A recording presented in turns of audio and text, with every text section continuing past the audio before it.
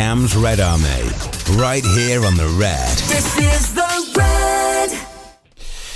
Andy Campbell joins us. How are you, my old mucker? You doing all right? Good evening, mate. Yeah, delighted. Yeah, it's been another solid week of football.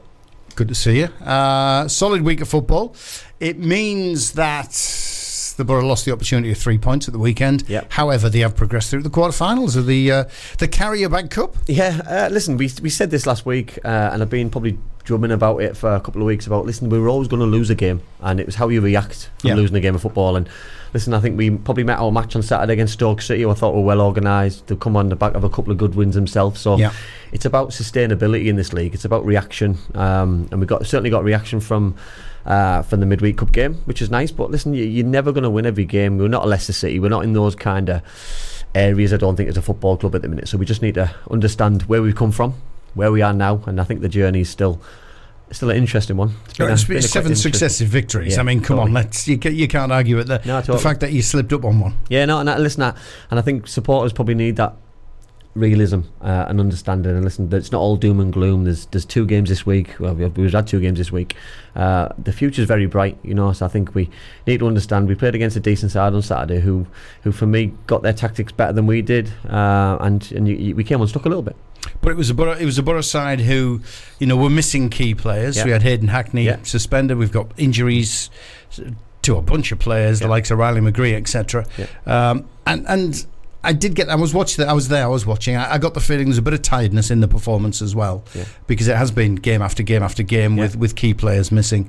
My fear was going into the cup match, that could be then 2 successive defeats. It would be the banana skin. But wasn't the case. It was a decent performance, just to stop any chance of any rot setting in. Yeah, listen, I think Saturday was important that we got out of our system straight after the game and look forward to another game. I think sometimes it's worse as a player, as a supporter, that you wait for the following Saturday to get a defeat out your system or another game coming forward. So it's important that that game came very quickly, and I think the performance and the result was both very solid and fantastic, really. And I think with what we'll discuss later on about the draw for the next round, listen, if you're going to pick a cup run, Middlesbrough Football Club have picked the absolutely perfect cup run from start to finish so far. So it's been a picture perfect Carabao Cup execution so far. You've got a guest coming on. Just before we get there, just a reminder to those who are watching as well as listening. If you're watching, you can follow and subscribe the usual ways, whether it's Facebook Live, whether it's YouTube. If you want to get a message through the studio, you can. Facebook Live is the best medium if you're watching online, if you're listening on the radio, DAB across Teesside, or whether it's our online streams. You can WhatsApp us. The WhatsApp number into the studio, 0330 043 2002. That's 0330 043 2002. That's a WhatsApp message into the studio for Andy Campbell and guests. Yeah, listen, we've got a real close friend of mine who's coming on the show tonight. Craig Harrison played for Middlesbrough, came through in 1997, I believe. Played in the successful promotion teams, played in the Premier League. He's had some real interesting highs and lows in football, which I'm sure we'll dig deep into a little bit. He's the most successful manager in Welsh League football. 27 major trophies, I believe, as a manager, which is some apologies, Craig, if I've got that wrong. Managing the Champions League, but more importantly, like an unbelievable human being from football. So great to have you on the show, Craig. Hi Cam, how you doing, mate? You okay? Good, mate. Thank you very much. You okay? Dave, you okay? Yeah, good to see you, Craig. It's been a long time, but I knew nothing of this record. I knew it was impressive, but I didn't realise it was as impressive as Cam's just laid out. Yeah. I've been very, very fortunate to be. This is my second spell as manager at TNS, who historically have been the dominant force in Welsh football, qualifying for European competition for the last 20 years in a row. And the majority of them being Champions League. And I had a short spell at a local rival, Connors Quay, and won a trophy there as well. So yeah, I've been very, very fortunate to be in very good clubs and had some very good players and still got some very good players. But the experience of managing in the Champions League, even though it's the early stages, is it's a great opportunity, and it's something that I cherish very, very muchly. Craig, talk me through the pressures then will go with being a manager. You know what I mean? Like the highs are massive, but the lows are obviously bigger at times. And obviously you see a lot of managers which lose their jobs because of results and the way things go. But talk me through a manager's thought process in all of this. Yeah, it's obviously, I think, you know, the first time it happened to me was not a million miles away from where you are now, was it? It was up at Hartlepool. You know, that it didn't particularly go very well for the way the club was going, the situation, and you know, behind the scenes, etc., etc. And that was my first sacking. And the saying in the managerial circle, if you're going to be in for a length of time, you're never a proper manager until you've been sacked. So you know, I've got over that hurdle, and hopefully it's the first and last. You know, because it's not a very nice feeling. It's a feeling of, you know, you feel like you're not worth anything, your confidence is low.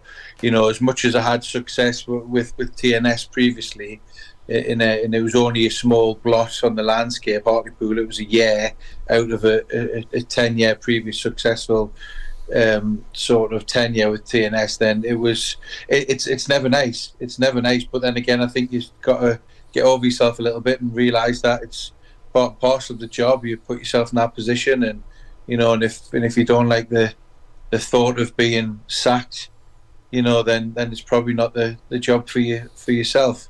Craig, talk me through then how that made you stronger as a person. I know we spoke quite a lot, as we always have, but tell the viewers, you know, because I think people see football as all positive, you know what I mean, that people get well paid and people get well looked after, which they do, but tell people about the lows of football and how low you felt at times during that spell. Yeah, it is. It's, you know, you look at it and obviously when you play and you get on with your own job, and knowing if you're not quite at it, you know, you've got another 10 teammates to get you out of a tough situation. But when you're manager, you know, the buck stops with you. It's, you know, all of a sudden it's not our players' faults, it's not other people's faults, it's the manager's fault. You know, but we know players, and I was a player myself, and you were a player, and you've done some coaching and managing as well. And it's when you become on the other side, you know, you realise probably. I look back and think, you know, I wish I had have been a bit more conscious of coaches and managers when I was a player, because you tend to, you know, oh well, that's it, it's all right, my job's done. I've you know, it's after training you're done, after games you're done, you know. But as a manager, you know, it never leaves you. It's something that you're thinking about 24/7 hours of the day. You know, you wake up in the middle of the night thinking about it. You go to bed thinking about it. You wake up thinking about it. You spend your days off thinking about it. You spend your family time thinking about it. It just literally, it's either, and if you're going to be successful, you're either all in or you're all out. And you know, it takes over your life completely. And I'm very, very fortunate. I've got a fantastic family, an understanding family. You know, and understand that where my sort of drive comes from through finishing early. Then, you know, I retired at 26, so I think I'm close to 550 games as a manager at 45 years old. So you know, that's my bulk of my career. I've been a manager for nearly 3 times longer than what I was a player, almost. Wow. So it's something that you get huge highs, huge lows, because you probably feel a bit more proud when you win, because you probably played a large part of that, and then if you get beat, it feels a lot lower, because you know, you get the brunt of it as well. No, listen, and I think we can relate it to, obviously things weren't going great at Middlesbrough at the start of the season. We went through a real sticky patch in terms of results. The manager never changed his philosophy. He never changed his style. He came out in the media. He was very self-conscious of what was going on. He was very cool and calm, in my opinion, of how he wanted things to pan out. Is that what you expected from someone like Michael, Craig, or is that something that you? Obviously, I don't want to give your own traits and your clicks away for opposition and teams to copy, but is that something that you like to emulate yourself? Yeah, I think it is, without a doubt. You know, it's no surprise that Middlesbrough have only been beat once in the last 10 games. You know, with I think is it 8 wins and 1 draw and 1 defeat. Yeah. So you know, there's no surprise with that, because of how well done last year. Obviously lost a few key players, but Michael Carrick showed that he's going to be he was a fantastic player. He was a very calm player. He seems like he's a very calm character, a very calm manager, and there's the only 3 or 4 games away from a crisis as being a manager, from the public and from the media's point of view. But it seemed far from that, and I think it's something that I think the players would probably respect. The players will follow strong leadership. It's quite easy to go off on one and change your ideas, etc. But I'm not too sure that shows somebody that knows what they're doing, shows somebody that's not quite sure and bouncing from one idea to another, one philosophy for another. But obviously Michael carried on playing the way he wanted to play, and it's reaping its rewards as it did last season. Is that correct though? Is that because he's a young manager? But is that because he's young and he's using his own fresh ideas coming through? Because obviously you see older managers. I'll use Harry Redknapp as an example. Neil Warnock. I'll put Chris Wilder in probably that category. Is the new fresh approach the new approach, the good approach? Well, winning football games is a good approach, isn't it? I think there's no right and no wrong. I think what the biggest thing is authenticity. So you be who you are, and and you live by the sword and you die by the sword. Players, as much as professional footballers get a lot of stick about not being the brightest, etc. They're very, very, very switched on to reading a room and realizing when you're not being who you're being, and you're trying to be something different and you're pretending to be something, and they're very, very good at understanding and knowing when you're being your authentic self. So when people start changing and trying to be something that they're not, then professional footballers are very good at smelling that, seeing that, and then all of a sudden it's a weakness. So obviously Michael stuck to his guns, stuck to being himself, and there's no coincidence that they're winning football games again and will win football games, and I've got no doubt about it that they'll be in the playoffs. No, I totally agree. Let's not stereotype everybody, because we came across some very thick footballers, by the way. Some very, very thick footballers. There's some sensible ones, like. There's a few. There's a handful. There's a handful. There are some proper thick footballers. Craig, I want to take you back in the day. Your time at Middlesbrough as a footballer. The highs, the lows, the good, the bad, and the ugly. Yeah. Talk us through some of the good things. So, have you got some highlights that you'd like to share with the viewers? Yeah, obviously, debuts are always high. Making my first team debut, it was away at Barnet in the Coca-Cola Cup. It's tell everybody, Craig. Tell everybody about the pitch. What's the pitch like? Yeah, it was uphill first half, downhill second half. So yeah, it was. But it's something that you work so hard for. You've been through the same system. We were very lucky to have some very good people at our football club at the time. With coaches, young youth coaches, reserve team coaches, scouts, etc. It's a fantastic club and still is, in my opinion, the best there is in England at producing young footballers that either go on to play for Middlesbrough or have a career somewhere else. Totally. It's got to be right up there with all football clubs across the UK. So Craig, on that on that point, it's a great point, but why is that then? So what have they got right? What have they continued to get right, and what does everyone else have to follow suit with? Well, I think that's the $1 million question, isn't it? I think first and foremost there's a lot of good people. The people that were there. Obviously Ron Bourne had a lot to do with myself coming in. Peter Kirkley did. Obviously worked for a bit in Newcastle as well.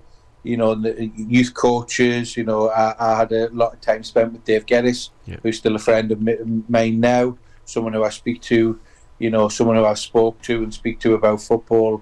Almost as a mentor. And then you look at it. Then you look at the other coaching staff that were there. And Gordon McQueen. God bless him, was a big influence on my career. Gordon was he was a big advocate for myself, pushed me from reserves through the first team, and got the opportunity through that way. So yeah, I think first and foremost, I think it's having good people that are very good at the job. Yeah. And all them people I've just spoke about were very good, and a lot more. The likes of the Mark Proctors of the world, Paul Jenkins of the world. All them people who were real Borough people through and through. Whether they were from Middlesbrough, whether from the surrounding areas or out the area, I just think that the they've spent a lot of time getting the youth right and getting the basics right, and then also as well, you've got to look at it. The era we were in, Cam, we were very, very lucky. That you would have seen more than me, because I'm from Gateshead, a bit further out, and you're right on the doorstep in the Ayresome Park days, and in the lower league days. But you look at the transformation when we come through. From going to Tollsby Road training to then having Rockcliffe Park, and then going from Ayresome Park, which was a great stadium, great atmosphere, great old ground, but then going to Riverside. The players were signed, and but above all that as well, very, very lucky that the manager at the time, obviously Brian Robson, still give youth players a great opportunity, as the club always has. So it would be quite easily when the chairman was putting a lot of money into it and supporting everybody, and the club was really moving forward on and off the pitch, to forget about the youth. We've seen loads of clubs that have done that, but they didn't. It was at the heart of it. There was always 5 or 6 youth team players who come through the system, involved with the first team, and lads above that, the Stampies of the world, they were involved as well. That were always like, they were always a fabric of a Middlesbrough football team, a first team, the youth team and the young local lads. No, totally, mate. You made a great point there, and I'm going to just elaborate on it a little bit about where the club was, where the club is now, evolved, and you look where other football clubs are as a whole. Do you think players are as hungry as we had to be, or we needed to be when we were young players, that we had to make something of a bad situation? You know what I mean? We wanted to break into something which was big. You know what I mean? I look now when younger players are well paid straight away. They weren't on the £37.50s or the £42.50s like we were back in the day, which I think, for me, in my personal opinion, for me, and I can only talk about myself, that grounded me. It got me ready and got me hungry to go and make my first team debut, to go and play in the youth team, to go and play in the reserves, to go and play for Gordon, to go and train with the first team. I think sometimes a lot of things are given to players a little bit earlier than probably they should be. Yeah, I think a lot of that. I think it is. I've got no bones about it. I'm very, very fortunate to play in a really strong team that won come second in the championship, got promoted to the Premier League, played in the Premier League in a really good players. But I can quite honestly lay a hand on heart, my best 2 years of football were the 2 years I'd done as a YT, as an apprentice. Totally. We everyone was equal. Everyone dug in. Everyone had to do their jobs. Not only did you learn your trade as a footballer, you learned your trade as a person. You realised the accountability. You realised the responsibility in the grounding of hard work. And I think it went hand in hand with becoming a good professional footballer. Whether it's right or wrong, there, it doesn't happen anymore. In my personal opinion, I think it's wrong. But that's the way of the world at this moment in time, isn't it? Totally. I know that you've got young children. I've got a young child, and I feel for them sometimes when I look, and I wouldn't want to grow up in a world the way it is today, because there's that much choices, there's that much opportunities, as in there's that many things going on, social media, everything, where it might just be me and you and the other lads. All I ever wanted to do was play football. It was never about money. It was never about nice cars, a nice house, and whatever. It was all about, I wanted to be a professional footballer from as long as I can remember, and whatever come along with that was an added bonus. No, totally. Can I jump in, fellas? Because we've got some questions from the fans. Just for those who might be joining us on the radio via DAB across Teesside or online, it is Craig Harrison, former Borough player and TNS manager currently, second spell, who's Andy's guest on Cam's Red Army. Couple of points. Gavin Randall, hiya mate. Who did you play with? That sticks in your mind in your playing days. And also a point from Rye, who says, Craig, what's your favourite moment playing for the Borough? Well, I was very, very fortunate, played with some unbelievable players, unbelievable characters. We're talking about world-class players. I was a product of the Red Boys Club in Gateshead, coming through the system, and obviously Paul Gascoigne played for Red Boys Club. He was an absolute icon of mine and a hero, and to actually take the field in a professional football game with your idol is unbelievable. So, Paul Gascoigne was always and always has been a big favourite of mine. And one player that I'm sure doesn't get underrated by the Borough fans, but probably is underrated by a lot of supporters, is Paul Merson. Merce was an unbelievable player. Yeah, he was absolutely fantastic. Without not being disrespectful to anybody else, but without him, the season we got promoted, he was a different class. And you're talking about two English players there when we had some fantastic foreign players, Ravanelli, Janino, Emerson. The players of that calibre. The big ones that I think Paul Merson was probably the best I played with at Middlesbrough. In his peak, I thought he was in his peak at that time. From a point of view of a complete idol was Paul Gascoigne, and in playing reserve games at 16, 17 with Brian Robson was an absolute pleasure as well. It was, you're talking about three of the best English players that there's been for a long time. Craig, you talk about those two though. Those two from the pivotal, weren't they? You know what I mean? Those two got us over the line. You know what I mean? Those two got us over the line in games. They got us over the line in big moments. You know what I mean? You talk about the last game of the season, Dave, about the Oxford United game. We joined 0-0 in a big moment. That sink or swim moments for football clubs. You know what I mean? That got us where we needed to be at that moment of time, because we'd just been relegated. We need to get promoted, and the pull-in extra level performances, go that extra 10-15%, because as other players we give what we had. You know what I mean? And I think we give everything. You know what I mean? I know Craig started that game, played a full game that game, but there's a lot of players who left everything on that pitch and it wasn't going their way. Paul and Andy Townsend and those kind of players stepped up another 5-10-15% in the second half, and we go and score 4 goals. You know what I mean? Higgy gets 2 goals, and it has and Alan Armstrong as well, you know what I mean, comes on and you know what I mean, does what he needed to do, and it absolutely just cements everything what Craig just said there about those two. Just epitomised that tag of world class, because you know what I mean, that word's branded about a lot now in 2023. You know, I'm playing the Champions League, world class. It doesn't work like that. World class is you can change a team from a good team to an excellent team. You can change your own individual performances in from a good performance to a top performance and a 1 goal into 3. You know, so it's a big thing. And memories of playing for the Borough, Craig. I know you've mentioned the players you've played alongside. Is there any particular game or moment or that you were involved in? I think it'll take a lot of beating the Oxford United game. Yeah. It was fantastic. Obviously, we were going in the right direction. The club had just been relegated from the Premier League.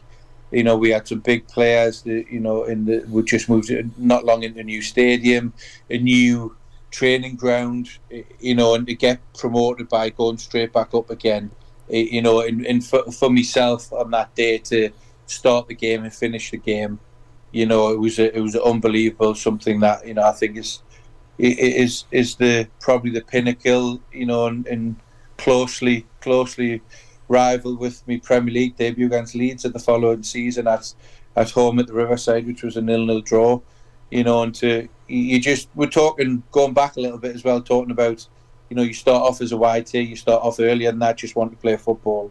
Never about money. It was never about money once I got to play in the first team. It was always about moments like that. And to see the stats that are banded about now, it's less than 0.1 or 0.2% that, players become a professional footballer, but then also you move into a different level by playing in the Premier League. Then it's just something that you just can't believe. A boy from Gateshead who just wanted to play football gets that opportunity. I still think when we talk about it now, you don't actually understand. We all know players that have played at good levels, etc., but it's such a small fraction of players that have played in the Premier League, and I don't think it really still hasn't sunk in now, because you just get on with it, and fortunate you live that life, and a lot of people that you surround yourself with have been fortunate to do that as well. You talk about those 2 games there, Craig and Dave. That a big moment, debut, clean sheet against Leeds. Yeah, 4-0, another clean sheet. I mean, there's no coincidence, is there? Craig, the big game, the Oxford game, was a big game, but it was a decent party after, though, wasn't it? Yeah. Of what I can remember, yeah. I know we certainly, and that was another great thing about it. We got some great friends even now. I was only talking to Robbie Stockdale this morning.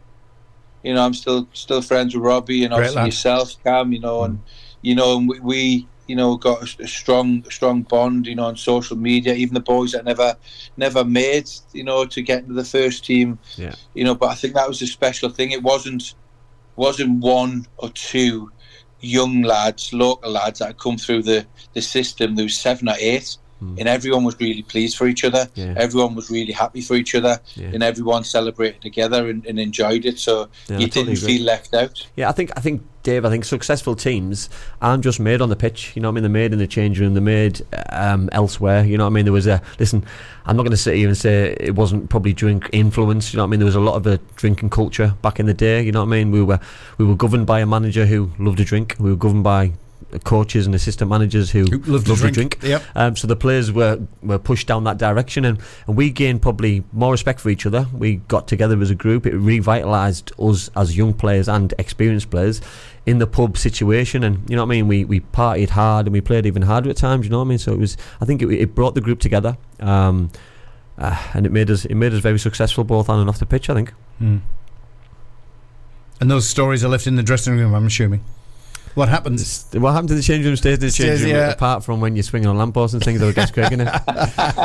Yeah. I was going to say, just as an example of that, you don't have to go back any further than less than 24 hours ago. Newcastle going to Manchester United, with all the talent that Manchester United had on that pitch, it was Newcastle that played as a team. Yeah, and I think that's what you've got to instill in your side. Craig's still young manager. Regardless of the 500 games, but he's still a young manager. And Eddie Howe, young manager, and you've got to instill that self-belief in your players. And they went on that pitch yesterday with a weak inside. They're going to the theatre of dreams. They're going 7 players hadn't performed in the Premier League this season. They're going to a cauldron of against a side who was hurting from the weekend against a good Man City side who absolutely tortured them from minute 1 to minute 90. And I thought they were going to have a reaction, but they absolutely blew them away. So there's ways that managers can instill confidence in players without having to play them week in, week out, and whatever Eddie's doing, he's just blowing people away because he's absolutely magic for what he's doing, and that pains me a little bit to say it, but I'm honest. And me to accept it. Yeah, same. I'm honest, and we accept it. Yeah. But you look at that situation as well, and you look at there's obviously a club, United, and you're only saying that. But you're only saying that because you're a Geordie, though. Yeah. No, but you look at it in the manager, Brian Robson, had a great relationship with Steve Gibson. Yeah. It is no coincidence that it runs right the way through the football club, and there's no coincidence at this moment in time that Manchester United look a shambles of a club from top to bottom. There's no leadership. There's no clear identity.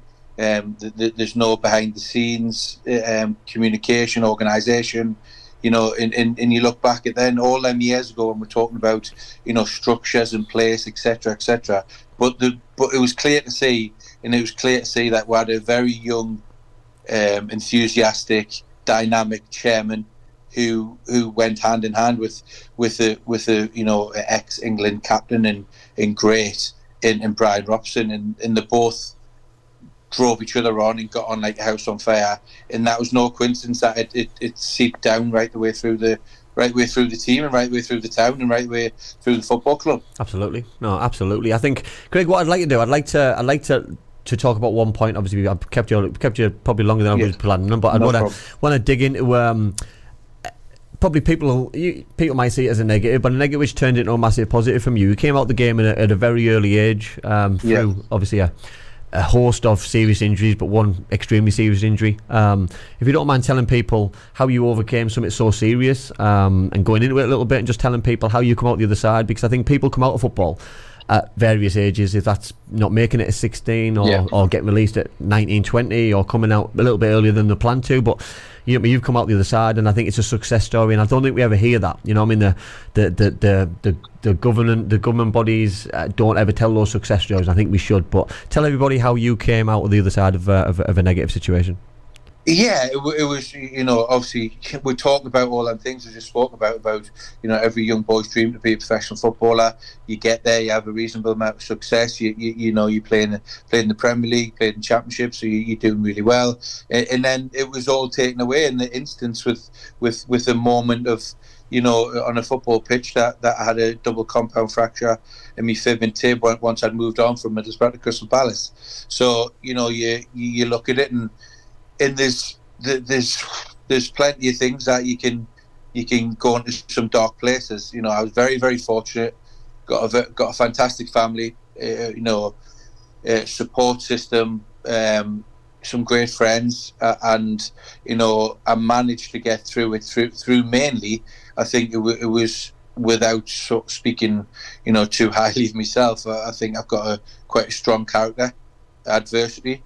And really, like I said, friends, family, my mum and dad, my sister, and my partner now, Danielle, and my little girl, and that's the way it happened. It wasn't like it is now. There's lots and lots of support now. There's lots of people to reach out to, PFA professionals, etc. I'm not saying they didn't do their bit, or and I probably didn't reach out as much as what I should do, but back then, it's got to be nearly 20 years ago. Yeah. So 20 plus. So there wasn't the social media, the obviously the mental health, etc. So it was tough. But like I said, it was probably a mixture of my own determination and support from family and friends. That I was very, very lucky to have a support group like I did, and and probably as I stand now, it's probably one of the best things, stroke worst things that happened to me in my life, because if I want to go, which I'm going to stay in football as long as I can, and there's nothing, and I mean nothing, can hurt me as much as that day when I sat with the surgeon and he said, "Nah, Craig, I think you're going to have to retire. There's nothing more we can do. You're not going to be able to play elite football again." So no matter what happens in my football life again, nothing will be as bad as that day. So out of a bad situation has become a good situation that I've got better tools to deal with the laws of football, which as we both know, certainly in management, there's lots of laws, and I just referred to one earlier with the Hartlepool United. So, yes, it was devastating getting sacked for the first time, but if you look at it, and I take me time back to 20 odd years ago when I had to retire from my boyhood dream, then it didn't compare to that. That pain was, for want of a better, not being dramatic, but you went into almost mourning of something, and grief of what you've worked all your life for to become, and that was something that's probably it has not probably definitely molded me into a stronger, better person now in life and in football. Dave, this isn't the first time I've heard this story, and obviously very good friends with Craig, and I've had him on other shows previously, and to still hear the story and still have it as fresh as he hears it, as he says it, and it makes you emotional yourself listening to it, because somebody with probably less confidence in themselves, less mental health strength like Craig's got, less family support, it could have been a very different outcome. And I think people who are listening, and people who have had negatives in their life, and listen, there's lots of them, and if that's in sport, if that's in just normal general well-being, reach out to people, look to those within your own structure and your own family support, because to be able to see a success like this is just so refreshing, and just so it just makes you so pleased, doesn't it, that there's these kind of stories out there, because I think with all the negatives that we hear in the world and see on a daily basis, I think to see this and to see someone who's,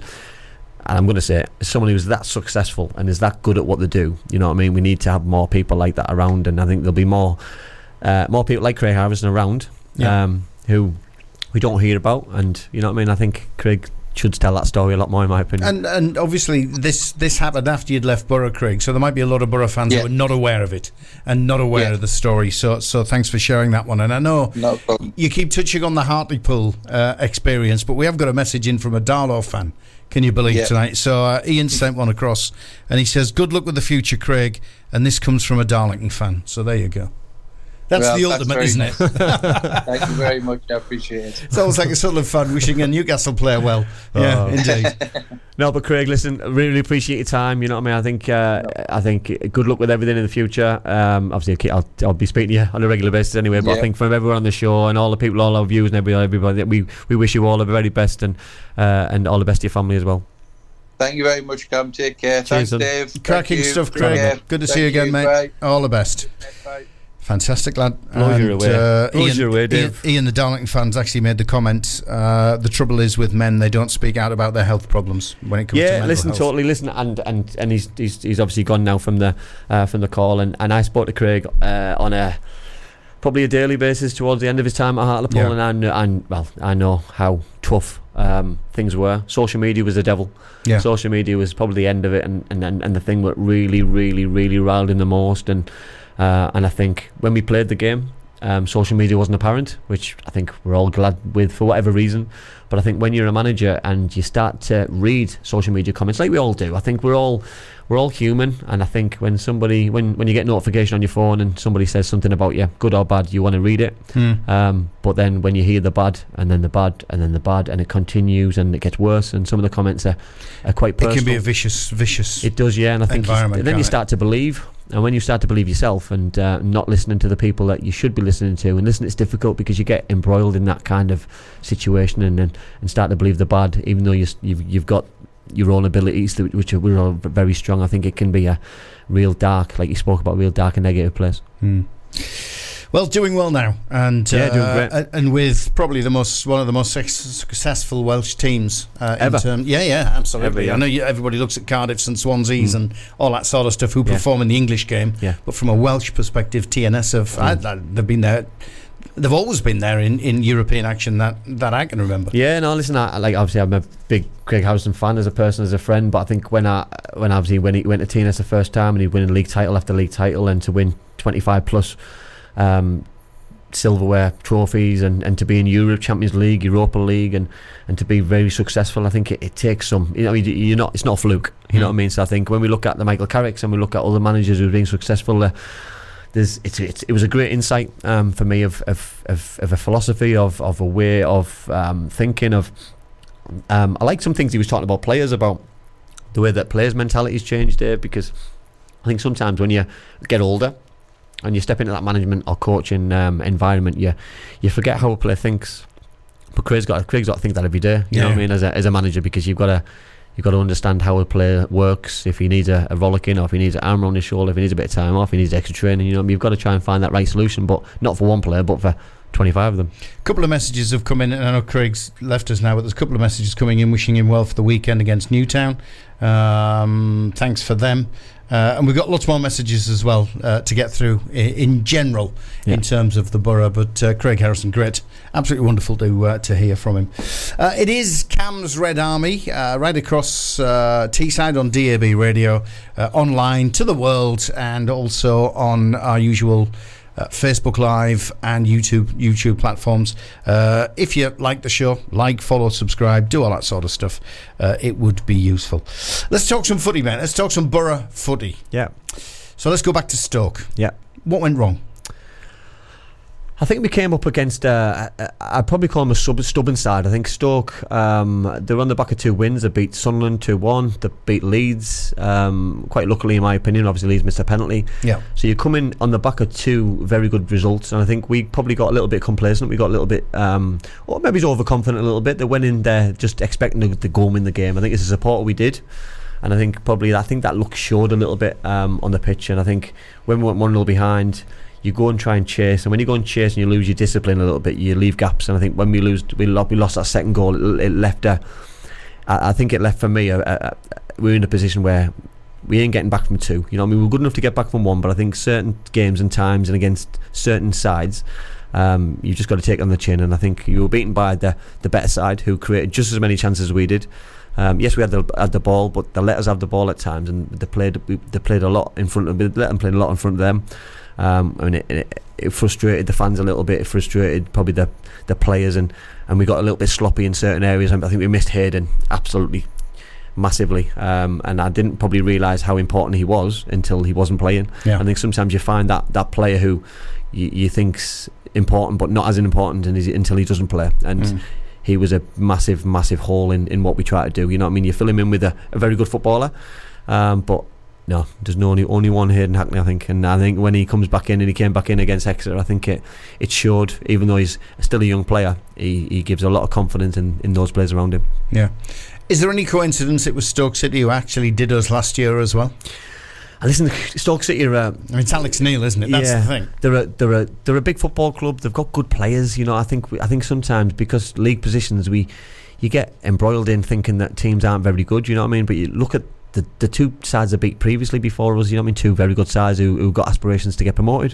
You know, that's 3 teams have beaten who got aspirations to get promoted, and they're still in and around the bottom half of the table. So I think respect where respect's due. I think Alex Neil's a very good manager, experienced, knows the league.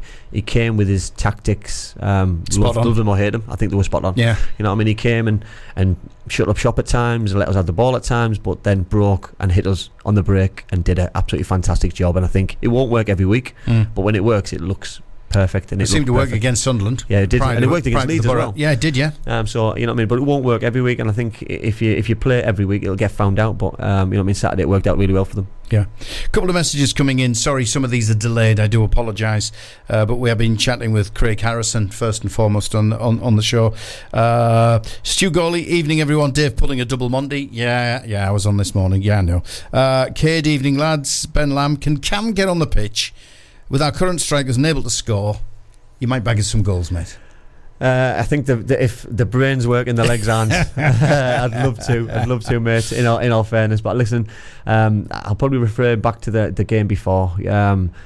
Josh gets some unbelievable opportunities, but he's just lacks that killer instinct, that confidence. I think goals are like buses at times. When you get one, he's only a young talent as well. He is, yeah. Is he going to refine his game? He just needs that opportunity, I think, now. Mate, as a fan, I'll be happy if it comes off the referee's backside. I don't care. No, I don't care. Skelly's been on. See you in the morning. Skelly's going to be the Borough fan on the North East Footy Breakfast. Good to see you. Good to see your message. And he's talking about the Exeter game. We'll come on to that, but he does say, what a journey. I would do that journey twice over to see those goals and a win like that up the Borough. So on that point though, Dave, for 1,400 Middlesbrough fans to go on a wet Tuesday night with Storm to drive down there, battering in, you know what I mean, to go to a game. You know what I mean. Michael's first comment in his interview was about the supporters, and rightly so, because listen, the players get all the rewards. The players get absolutely rewarded for what they do, and rightly so, because they went there, they put a shift in, and they came through a very, very tough cup game. But the fans absolutely got the players over the line, and they do it week in, week out, by the way, you know, and then to come back and get back at 6 a.m, like I know some did, and then we've got Plymouth at the weekend. It's absolutely just the joys of being a Middlesbrough fan are absolutely fantastic. Well, you mentioned Carrick and his first words, and they were his first words. His post-match interview, which is available in full on mfc.co.uk, starts off, he's asked a question about the game. Yeah. And he doesn't even answer that. He goes on, and this is what he had to say. I have to, first of all, though, I have to mention the supporters. Got 1,500 supporters down here on a Tuesday night, a long way from home, and on a week where we go to Plymouth, obviously on Saturday.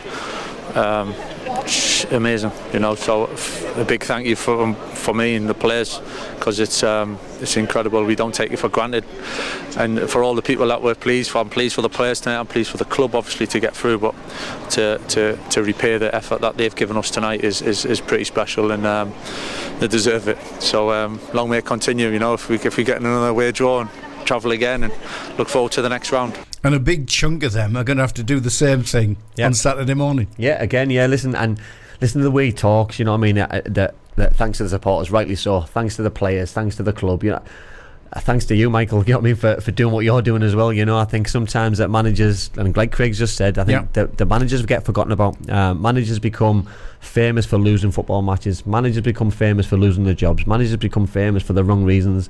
When football clubs are doing well, managers just go on that journey and on that wave of success. And at the minute, things are looking great, things are going well. Yes, we might have lost at the weekend, but losing football games are part and parcel of football, unfortunately. But he absolutely just epitomises everything what Middlesbrough Football Club's all about. It's a family club. It's a very, very well football club, run football club, and it's run by the supporters. You know what I mean, first and foremost, and he knows that. You know what I mean? He's played for some of the biggest football clubs in the country, United and West Ham, and played for England, and being a Newcastle fan. So he knows exactly how important supporters are. And Middlesbrough Football Club have got the best, which is fantastic. We've been asked already for your predictions. We'll come on to that soon. We're not quite done just yet, but there's plenty more comments coming in. Right, saying Hayden Hackney has done wonders since his loan spell with Scunthorpe. He really is developing, isn't he, into a crack. Earned his stripes going on loan at Scunthorpe, and he's come in. He's been given an opportunity. He came out a little bit of last year, which I think was perfect timing. To now be given the recognition from his country under 21 level, and I'm not sure if that's a good thing or a bad thing for Middlesbrough moving forward in terms of him staying at the football club, because when that happens, you get scouts from Premier League looking at him. The way he plays with so much confidence, so much arrogance, but good arrogance. You know what I mean? He doesn't believe he's anything special. He just goes on the pitch with just pure belief. And being a local player, and I've been in that position that you get more opportunities because you're a local player, but what comes with that is more pressure as well, that you never get away from. The fact that you're a Middlesbrough Football Club footballer, that he goes home and people know where he lives. He'll go to the shop, he'll see Middlesbrough fans, that everywhere he goes he's got to be reminded, or will be reminded, that he's a Middlesbrough Football Club footballer, which brings his own pressures, and he's handling that really well, and long may that continue, because he's absolutely brilliant, and you can just tell that he absolutely adores and loves every time he walks on that pitch in that red shirt. Ian says without the fans, football would be nothing. Good point, mate. Rob says Exeter and Plymouth games both sold out. Massive credit to the fans. We've got an interesting one here, because one of our regular viewers, I think he watches on Facebook or YouTube, lives in Plymouth and is a split loyalty Borough and Plymouth fan. So it's going to be an interesting weekend in the Rye household. Is that right? It is Rye. Yeah. He said it wasn't a long journey to go and see the Borough play at Exeter. Obviously it wouldn't be if you were living in Plymouth. No, short one. And I don't know whether I should read this out, but he goes, it's the Green Army on Saturday.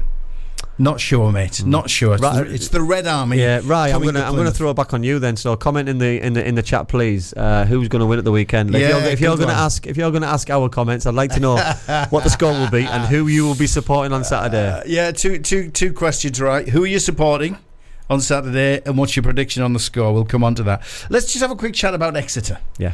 Because that was that had massive potential of being a big banana skin. Yep. And I know it wasn't shown on Sky, but there were cameras there. It was produced, and it was beamed around the world. Went into America, went into Australia, etc., in the Gulf. And I'm sure they were there for one reason and one reason only. But how important was it for us to come through that one? The TV cameras are there for one reason. They're there to see an upset. They're there to see the underdogs take something from the game. They're there to see the home fans run on the pitch on the 95th minute after they've knocked a big side out of the cup. So I'm glad that didn't happen. It's so important for the club to win after what happened at the weekend, first and foremost. But I think the way this cup journey's gone, you know what I mean, and look at the first round against Huddersfield, and then to play Bolton, then to play Bradford, and then go play Exeter, and then we go obviously the next one. You couldn't handpick a better cup run. You know what I mean? Yes, they've all been away games, which is great for the pitch. It keeps the pitch in good nick. I think the fans enjoy travelling. Listen, particularly with the storm coming through. Yeah, regardless that we talk about the fan, we got the best fans. We do have the best fans, and the fans love an away day. Even if it is on a Tuesday night or a Wednesday night, they love going to Port Vale in the next round. I'm absolutely disgusted what I read earlier on that the games are going to be live on Sky. I thought that was one thing that and I'll take Middlesbrough out of it. You know, I mean, as a football fan, I'm a football fan. This is Port Vale's probably the biggest game in recent history. This is an opportunity for them to make a major upset, to get the semi-final of a League Cup, and for them not to be given the opportunity, those players in that football club and their fans and the whole football club to be able to show their club on Sky is an absolute travesty. And I think it just shows how wrong football can be at times, and to have an all Premier League tie or all Premier League ties shown on Sky is just all wrong, and it shows. I can because I used to work in telly, so I can see why the execs will have thought we need an all Premier League team on match on Sky, because it's going to be a big battle. There's going to be, the two teams will be well known throughout the world, so it'll be on international feeds. But there's absolutely no reason, with all the channels that Sky have got, why don't they do that on Sky Football or Main Event? But on the other football, whichever one they don't put it on, you could stick the second game on, because look, I'm a Borough fan, and I'm going to fully believe that the Borough's going to go down there, they're going to win, they're going to be in the semi-final of the League Cup. However, there is that chance of an upset. You've just sold the Port Vale argument about it's already the furthest they've progressed, and they could take the scalp of a championship club and progress one step further and get into the semi-finals. So it should be on TV. Yeah, somebody put a point on X earlier on. I put a comment on that. Formerly known as Twitter. Yeah. That I wasn't happy, obviously, with the decision that Sky had made. And somebody said that quarter-final, all 4 games, 2 on Tuesday and 2 on Wednesday, should be shown live on TV. And I just thought, what a really good idea. You know what I mean? Because if your team's got to the quarter-final, you probably deserve.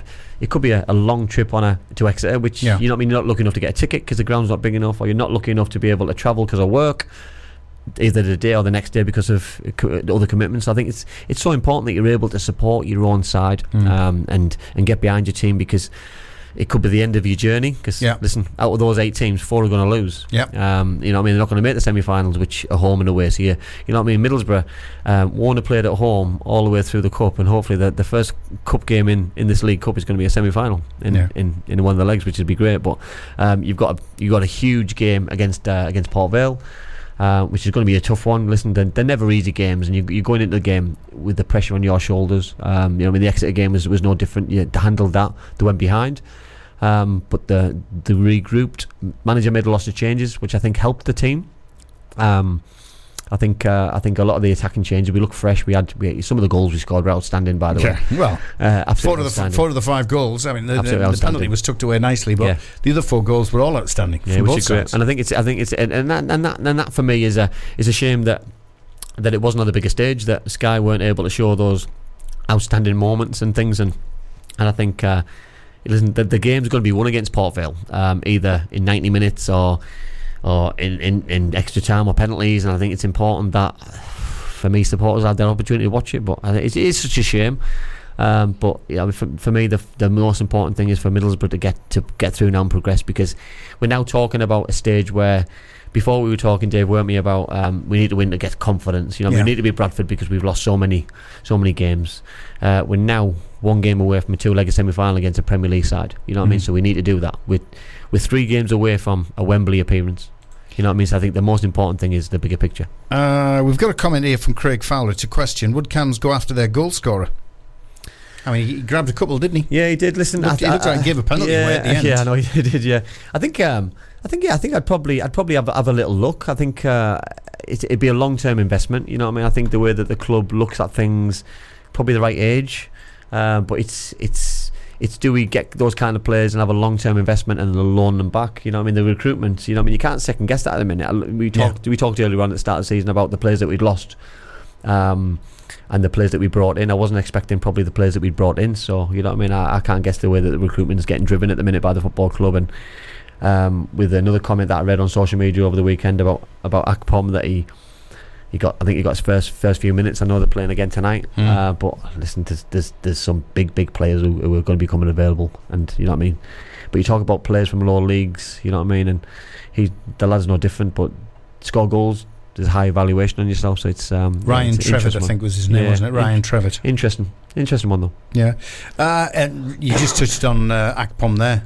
It's interesting to know that the lads who left the Borough from last season are all bench players, are not getting the game. Yeah, none of them have forced their way as a regular starting 11 player, and that's not something that we wanted to happen. Listen, we put these players on a pedestal of greatness. I think last year, you know what I mean? Akpom, the amount of goals he scored, Giles, the amount of assists he had, how good he looked, how he bags of energy. Archer, as a Ramsey, supporting striker, you know and goal scorer.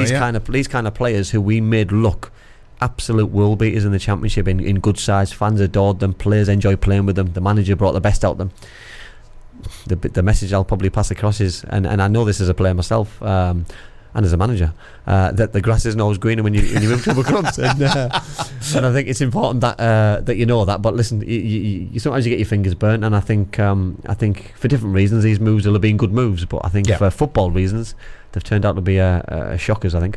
A couple of comments coming in because we're rapidly running out of time here on the Red, on Cam's Red Army. Rise come back. He's supporting Argyle on Saturday. Oh. He said he was born in Plymouth. Switch off. So it's his local Switch team. off. But he does honestly think Borough's going to win 3-1.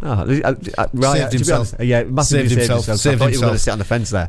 Jeff Usherwood, I'm reading this as it comes in, and if I've got to edit it I will, but no, I think it's alright. I think it's safe. Cam, Carabao Cup, the quarter-final is likely to see some of the more regular first-team players come back into the team. As a player, what does it feel like if you're one of the second-string players who then miss out in the latter stages? I don't like it at all. I think the cup's been disrespected far too many times by teams, by football clubs, and sometimes by supporters.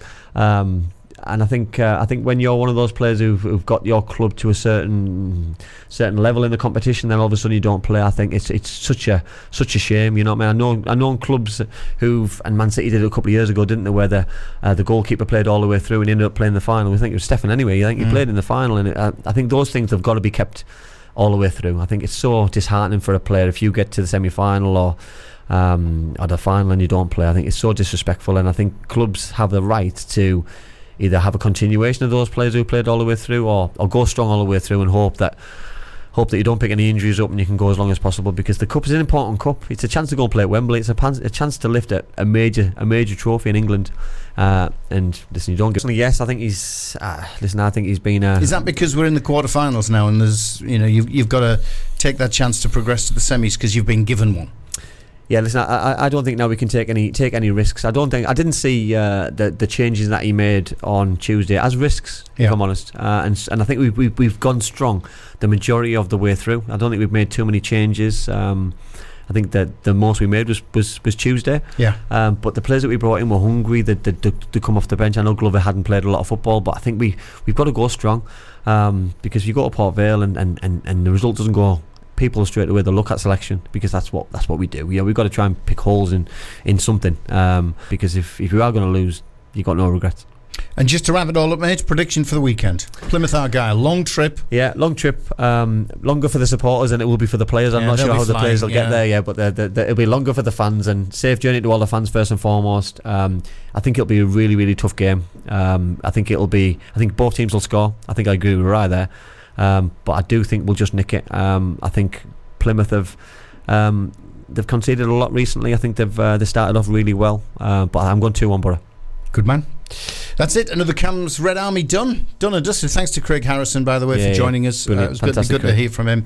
I had no idea what his record was like in Wales. It's tremendous. I'd looked this morning as well at certain things, and I'd written down on my phone about 500 games, but I thought it was a typo, because I think you forget sometimes what age you went into football management, and obviously similar age to me, and I think how anybody can have 500 games at my age as a manager is absolutely outstanding. So you know what I mean, he's just absolutely brilliant. Could have had 2,000 by my age, I'm telling you. Andy, great stuff. We'll see you next week. Fantastic, thank you. Terrific. Cam's Red Army back with you on the Red, and all our usual platforms like Facebook Live and YouTube. Don't forget, follow and subscribe. That's what we're asking you to do. Back next week. Cam's Red Army, right here on the Red. This is the